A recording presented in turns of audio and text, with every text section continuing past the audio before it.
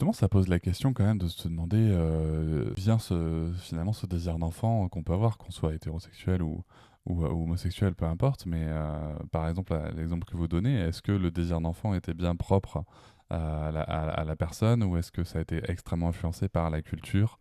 Ce côté, il faut fournir un héritier en plus. Ouais. Est-ce qu'on peut vraiment dire que c'est notre désir, quoi? Bah, de toute façon, le désir, ça, il faudrait demander au psychanalyste, mais le désir est jamais quelque chose qui naît uniquement de soi, indépendamment de toute influence, de toute expérience, etc. Bah, c'est peut-être ça, c'est peut-être ça qui se passe en ce moment. Votre question sur désir d'enfant ou non désir d'enfant. Je pense que désir d'enfant, il y a l'envie de transmettre, de reproduire, de revivre peut-être. Et puis il y a l'idée d'une chaîne intergénérationnelle. Moi j'appelle ça souvent dynastie.